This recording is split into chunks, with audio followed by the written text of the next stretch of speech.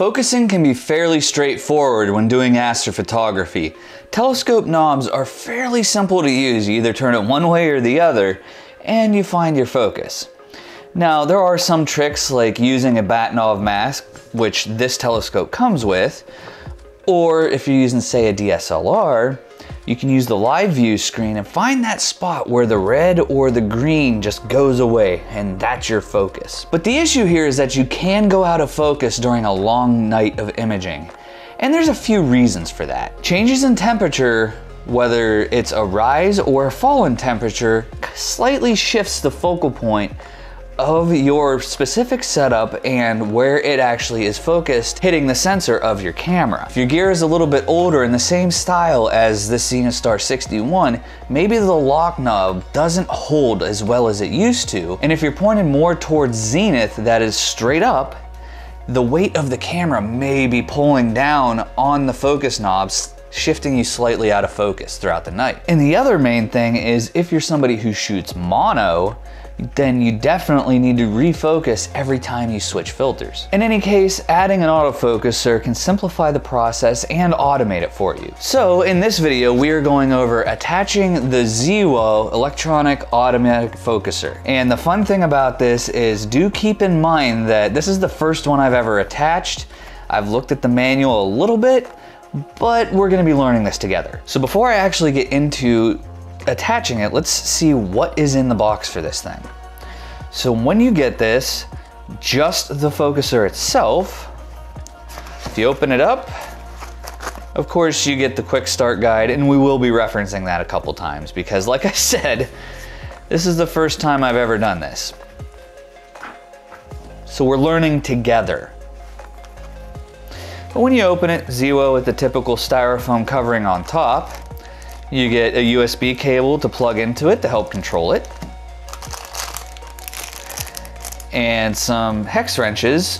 ZWO can never provide enough hex wrenches. If your telescope requires it, you get a mounting plate to kind of get it away from the telescope. The autofocuser itself, and the autofocuser, there are a couple different models out there of this from ZWO. This one comes with the temperature sensor and the hand controller plug.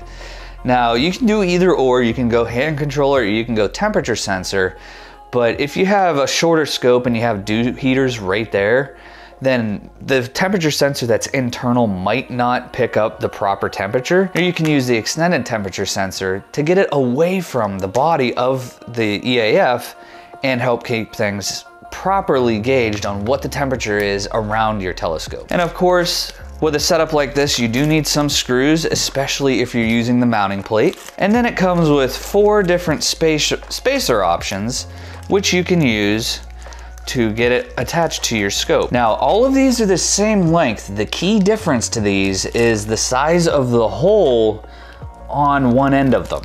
So one end of them has the same size for all 4 of them, and that is for the end that goes on the autofocuser itself. But the other ones have larger or smaller holes based on what telescope you're going to be attaching it to. So when we get into it, we're going to find out which one we actually need to use. Okay, now that we have everything out of the box, we'll set aside the stuff that we're not going to need. And I really don't think with this specific scope,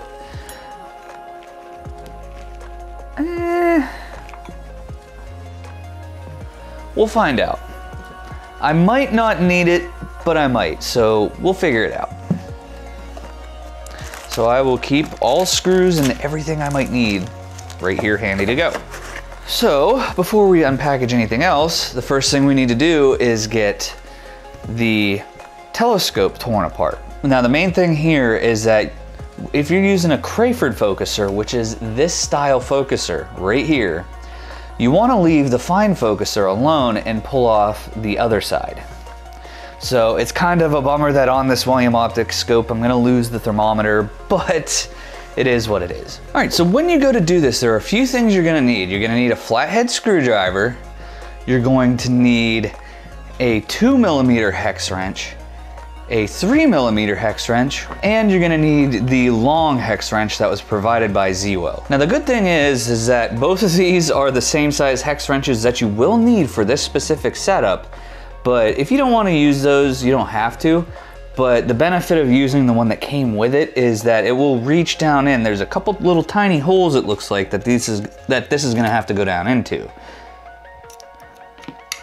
And I can feel it in there. I don't think we need to mess with those though. All right, so the first thing I'm gonna end up doing here is I'm going to loosen the flathead part, and that is purely so it takes a little bit of tension off of the rail underneath and lets us do what we need to do. But now we need to figure out how to get this thing off. All right, so to figure out how to get this thing off, let's see, let's grab the 3mm and loosen this up and see what happens.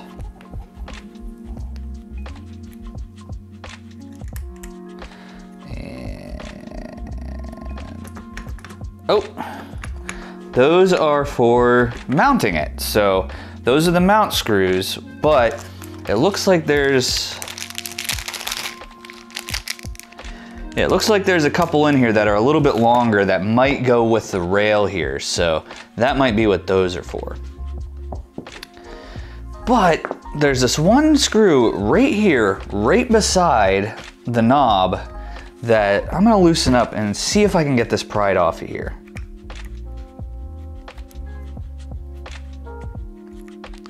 Just take this out of here and set this on the little magnetic holder. This screwdriver kit comes in handy for this.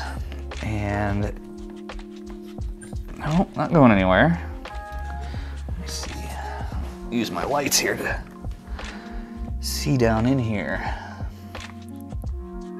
Oh, so there's a couple holes in there,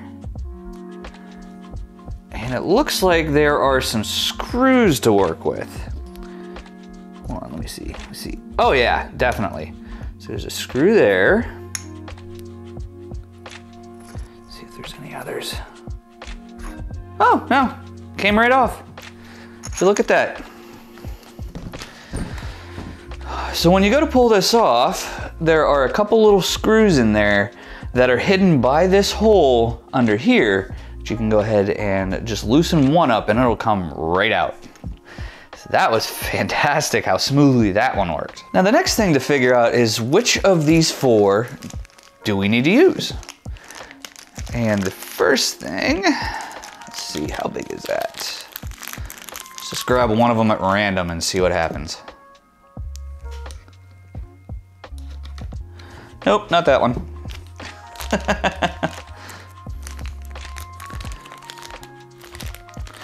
This one's a little bigger. Let's see if that one works.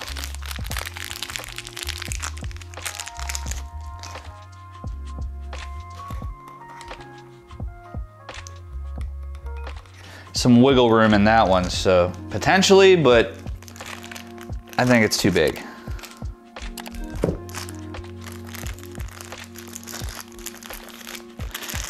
And the thing about this one is it didn't feel as smooth as the hole for this, even though they pretty much look this, no, it's slightly bigger. Let's see. Maybe this is our winner? Let's loosen this up and let's loosen this up. Do we have a winner?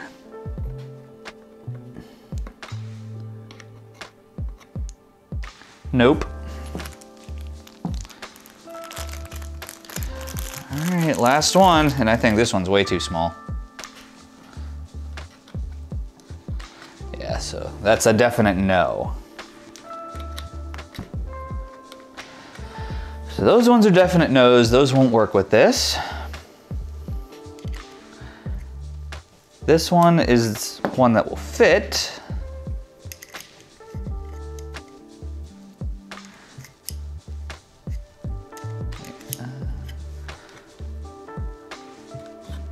Ah, so it was the other one, okay.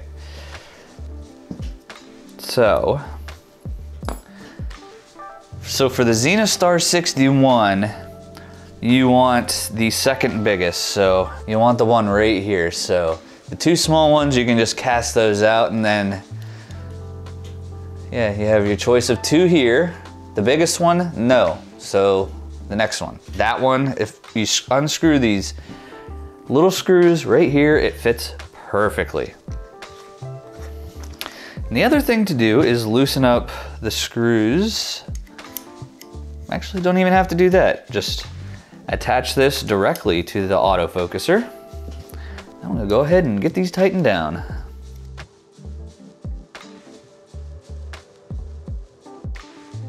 Okay, now this is where I'm gonna start questioning whether or not I need that rail.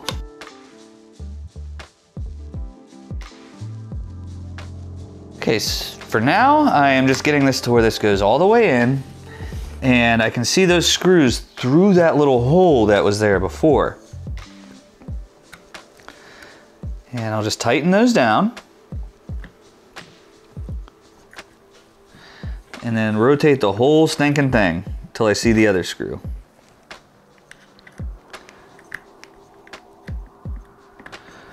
All right, and yeah, I will definitely need that bracket. Let me figure this one out for a second. So, and I'm just gonna loosen it enough just to get this off of here.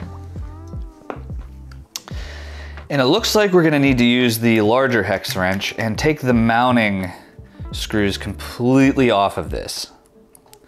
And for now, just set those aside. Whoops.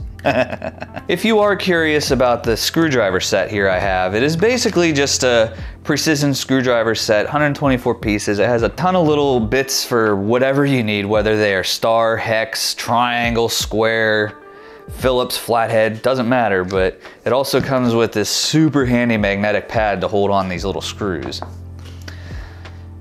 So, next is getting this put where it needs to go.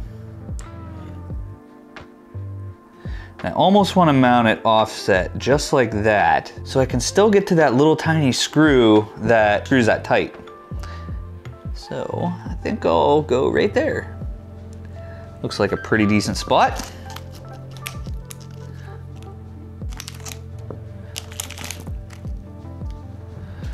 I want to see.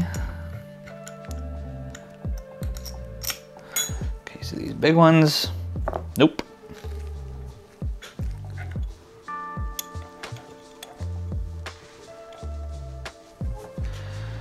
These ones. Let's just figure out which ones fit. So these fit here.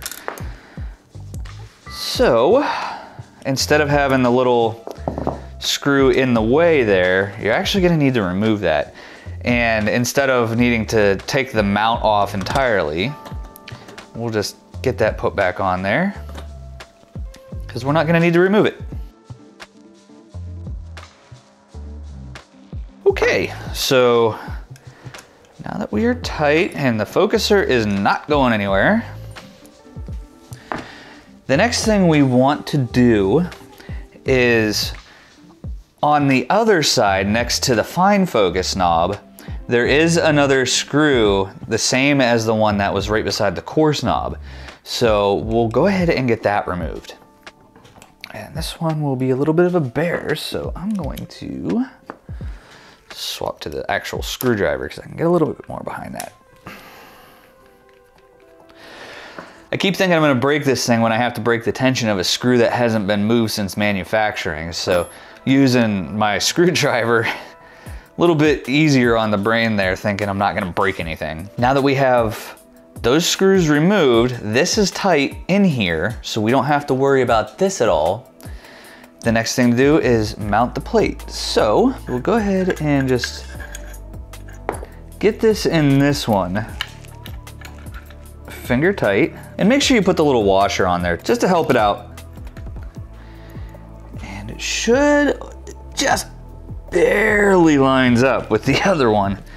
My word, is that close. Yeah, that is very, very close. The other thing you could do is there is a third option on this scope that you could use as the mounting point, and let me make sure that the screw fits.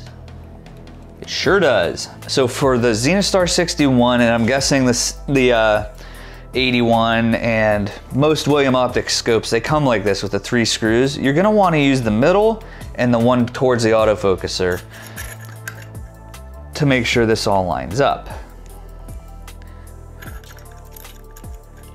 And we'll go finger tight there. And I just wanna make sure that this can go down all the way without taking the other one out. And it sure can. So let's back out a second and put the one for the fine focuser back in, because that doesn't need to go anywhere. With as tiny as these pieces are, you don't want to lose anything, so if you can put it back, do it. So the last thing we're gonna do here to get this all mounted together is grab the last 2 smaller screws that come in the bag and put washers on them.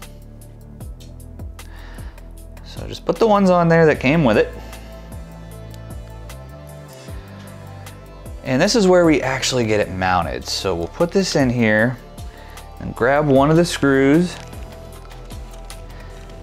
and feel around until we get one of the holes here. And we sure got it. Do the same thing on the other side.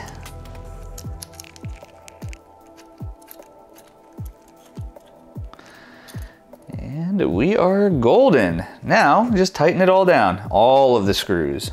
Since these are mounting screws, just tighten them down. And while tightening, just to be sure that it's as flush as can be, push this in towards the telescope before tightening the 2 mounting ones on the long part of the rail down. That way, it's as close in as it can get. And then just tighten it up all completely down. Now, I purposefully put the screws for the flexible coupling, as ZWO calls it, where I could get to them. That way I could just slide this in here, get everything all put together, and then tighten that down. So, just use the longer end of this hex wrench that ZWO supplied for us and just tighten it down. And I'm just gonna get it as tight as it can go, so that way I know that there's no focusing problems and it's not slipping at all.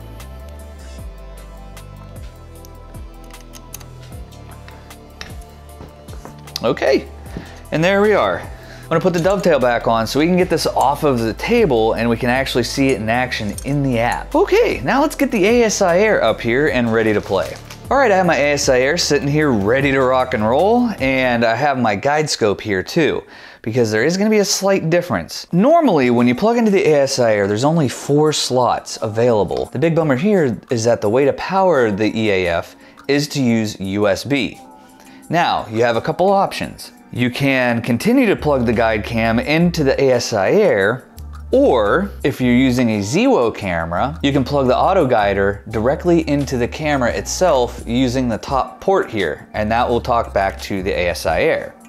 That is the method I recommend. If you're using a DSLR, then you're gonna want to get a USB hub to make sure that you can connect everything together. But for this example, because I'm using a ZWO camera with the rest of this, I'm going to plug in the guide camera to the main camera right there. And then let's get some power to the main camera.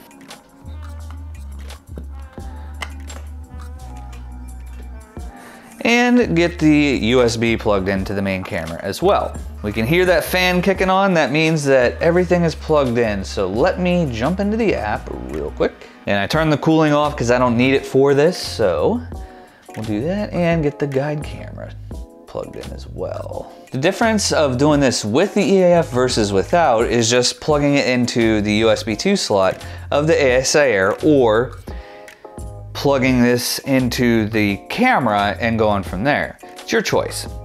But to power it, all we do is just plug it in here, and I'm gonna unravel this long cable. The bummer here is that I do wish that they would have provided a shorter one, at least a shorter option, because I don't need all this cable. This is ridiculous. I'm gonna have to Velcro this up a little bit. But I'm going to plug it in to a USB 2 slot. And in the app, we can see that the EAF has been plugged in. So we're gonna get this out into the field under some stars and working on the Seagull Nebula. But before we do that, I do have a question for you. If you don't have an autofocuser already, are you planning to get one eventually? If you do have one, what do you have it mounted on? Do you have it on something like a refractor like the Zenithstar 61? Do you have it on a Newtonian or maybe an SCT? Let me know down in the comments below, and if you don't have one and aren't planning on getting one, why not? All right, so now we're actually out in the field and going to be working on the Seagull Nebula, and I'll put that at the end of this video, but last night when I was recording this video, when I went to do the screen recording part, the app crashed on me that records, so you're actually gonna see it live in action. So when you first get into the app with the autofocuser, up in the upper right there, you have the EAF menu. And you have a few things you can change. These parameters here, the fine and fast step, those are actually back out here. If you look on the left, your manual controls where you actually control the autofocuser. But let's go back in that menu for a second. When you go up to the top and go to the autofocus menu, now, what I like to do here is I already do my focusing at 5 seconds, so I'm gonna leave it at that for now to see how that works out. And I'm gonna leave the step size rather small. And this will keep things nice and focused there. The next few things that we need to consider are all these other menu options. So every 2-degree change or every hour.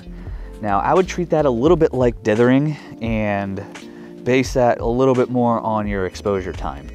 So if you are running, say 5-minute subs, then you might want to do every frame or every half hour or so. Or if you're doing 1-minute subs, you could wait an hour. It's your call. But if you have a filter wheel, I would definitely recommend turning on after filter change. It doesn't have to be over all of them. Some of them you don't have to worry too much about it being perfectly in focus, and that's primarily your LRGB if you're shooting mono.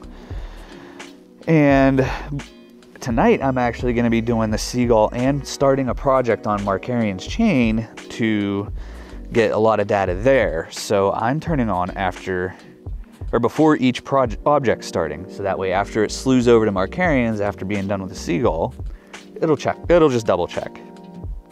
And the last one here is after auto meridian flipped, I would just turn that on because you have to wait for the guide camera anyway. Might as well focus while waiting. Okay, now we are ready to actually go ahead and focus.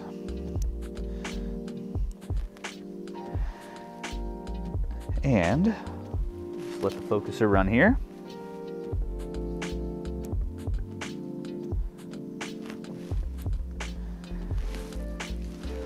Okay, we see where it's at. And now we'll tap the autofocus button and then hit play there. And we just let it do its thing.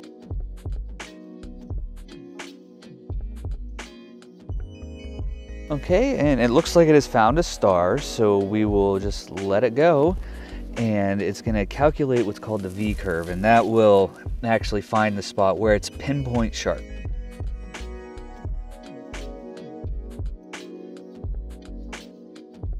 Okay, and up there in the upper left, we can see the star, how it's messing with the focus a little bit, and it's trying to find the best spot.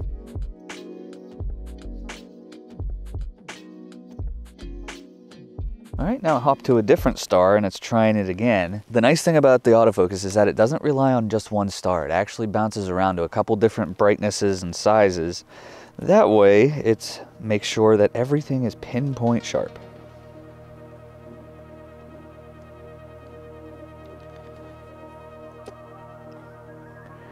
Okay, and now we can see the curve showing up on screen, which is pretty awesome.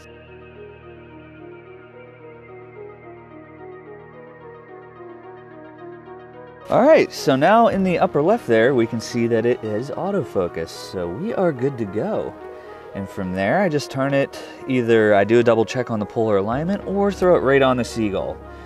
So that is it. All right, now we have seen it out in the field doing its thing. We see exactly how it runs. Now, what are my initial thoughts on this after using it for one night and getting it set up? Now, the first thing that comes to mind is that there's a huge bummer at play here. And the first one is that now that this is attached, I can't manually change the focus knob at all. Like I said, I know generally where focus is for this telescope, and this thing is slow. Now, this one isn't ZWO specific. I did look around at other brands, and it seems like almost no autofocuser out there on the market has some kind of clutch mechanism or toggle mechanism where you can unlock the gear in the focuser itself. That way you can use the manual focuser to get it close to focus. I think that would be a huge improvement on the design across all brands, not just ZWO, and just make a way to turn this on and off. That way you can use a hand focuser. I know where focus is on the scope. I can get it close faster than this thing. But other than that, it worked out kind of great. You know, got everything nice and focused, and it kept things nice and sharp the whole session on the Seagull. And I also started in on Markarian's chain, but we're gonna wait a little bit for that because I wanna get more data. I actually wanna spend at least 12 hours on Markarian's chain with this setup and just see exactly how sharp everything looks. But either way, that's how you get the autofocuser setup. If you found this video helpful, please do like, comment, and then maybe consider subscribing. I wanna thank you for watching. Clear skies.